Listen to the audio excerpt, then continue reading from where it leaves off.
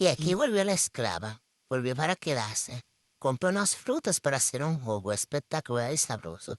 Aquí le estoy haciendo. Qué delicioso, qué delicia, qué especulación, qué rico. Jugo natural, mi primer jugo del año. Bye, mis gentes.